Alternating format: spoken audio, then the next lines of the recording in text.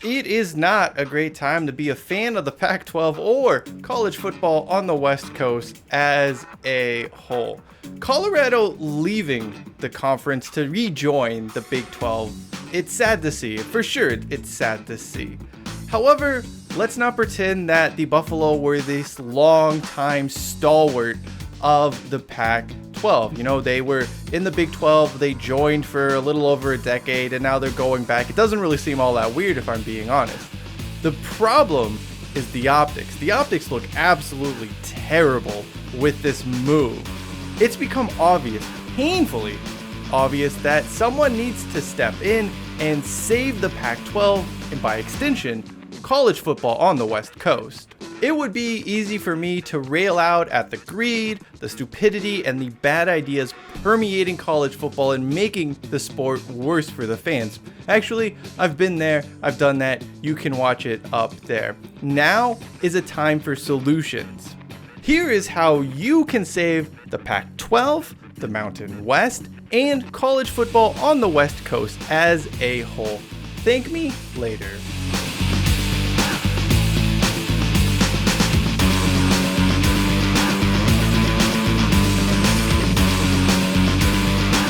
The first step to save the Pac-12 is finding a short-term television contract that buys the conference time until it can negotiate a new and improved one in a few years. The idea that league leaders are going to they're going to flush out this great television deal in the next few months, it's a pipe dream at this point. They have botched this, and botched it badly. At this point, Kliavkoff and his buddies are trying to save face by not agreeing to anything.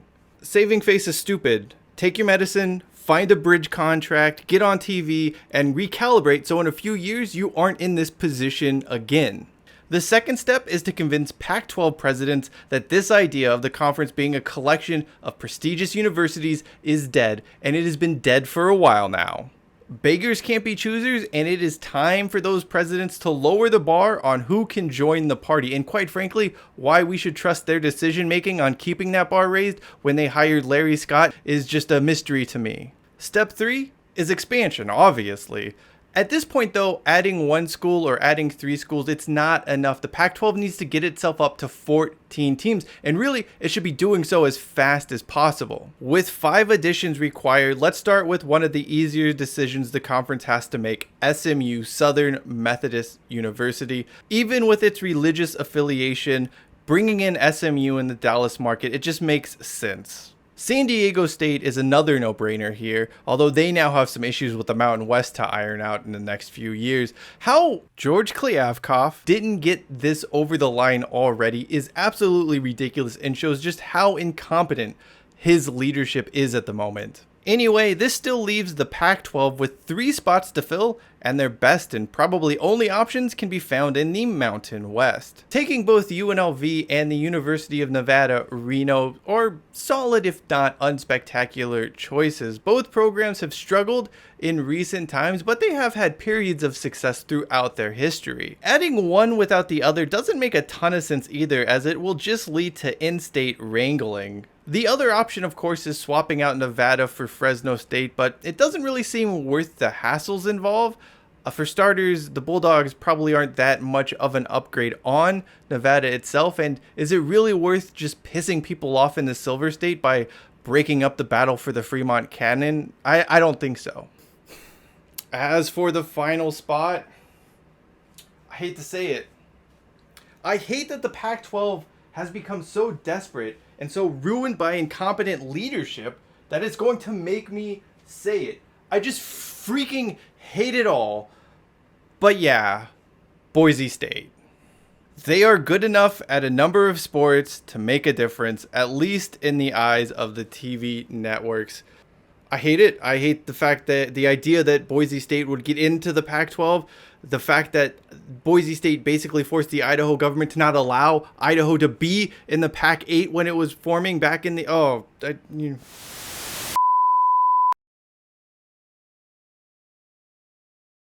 Desperate times come to desperate measures, and if it's Pac-12 or no Pac-12, I guess I choose a Pac-12 with Boise State, but man, I am not happy.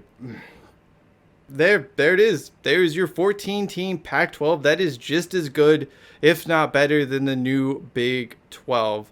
The final step, and it's a really important step, is for the Pac-12 to begin investing in marketing the brand. Get in the national conversation. Find ways to increase exposure. Stop sitting around, hands in pockets, thinking people will pay attention to it because you have games on TV. It hasn't worked in the past, and it won't work in the future. With the Pac-12 poaching 4 schools from the Mountain West, that conference also needs saving. You could try to get it up to 10, but I think the best case scenario is to have a Mountain West at 14 teams, and in order to do that, you would have to replace those 4 schools.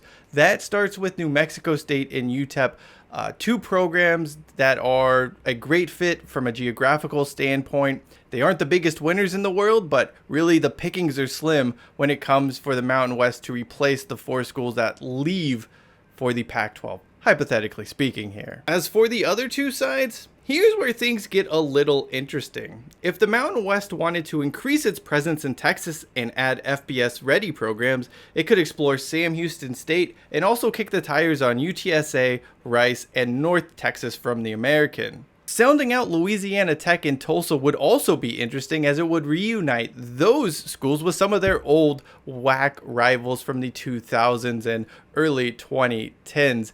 It's hard to say if they would be interested in moving on, but it's at least worth sounding out.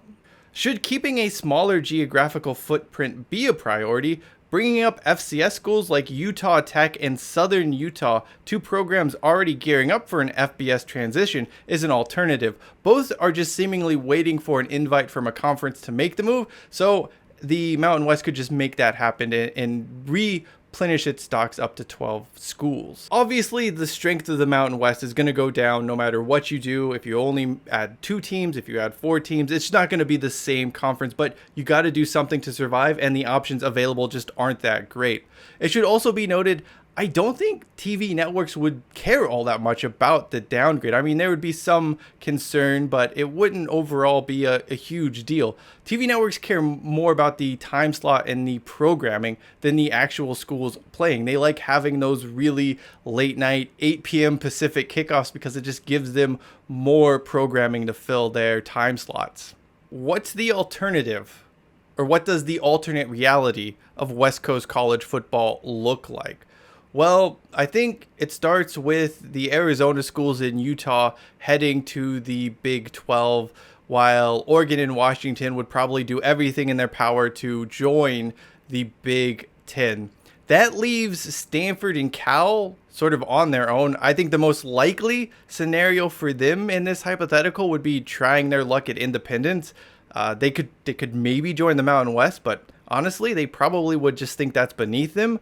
Beyond that, it's difficult to see UCLA and USC letting them join the Big Ten party. That would kind of defeat the purpose of the LA schools moving to the Big Ten in the first place. Another possibility would be Cal and Stanford joining up with Washington State and Oregon State and probably 4 or so Mountain West schools to form an ACC West Division type deal. I mean, what that would look like, who knows? It doesn't seem like a good idea, if we're being honest, but college football has long since passed the time for critical thinking or doing the right thing. Perhaps the most significant issue for West Coast college football is that it has been hamstrung by a lack of teams and conferences since the WAC dropped football at the end of 2012.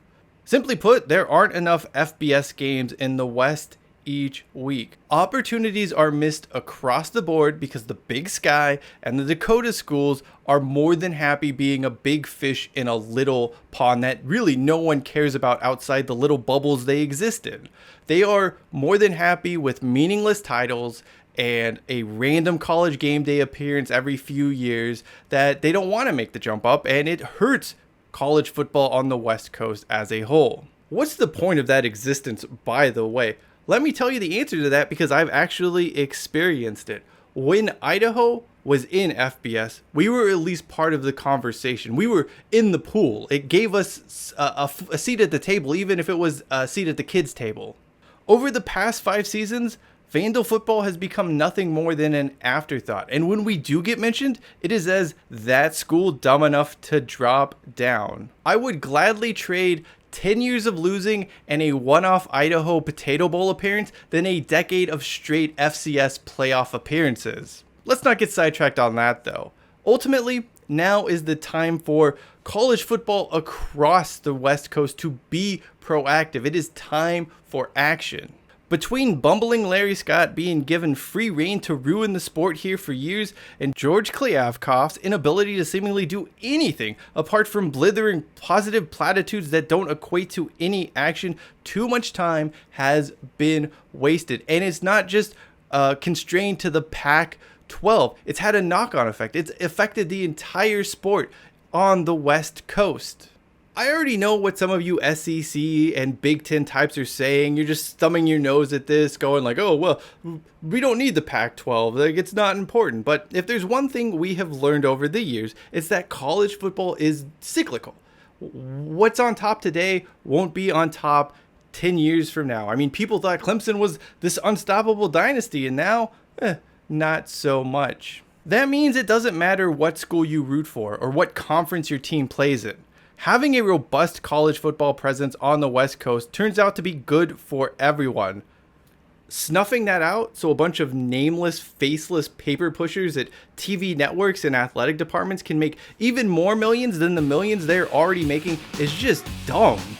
Save the Pac-12, save the Mountain West, save college football on the West Coast. Or don't, and let it just become this miniature version of the NFL, which Roger Goodell and his owner buddies will just snuff out, curb stomp, and drive into oblivion. The choice, it's yours.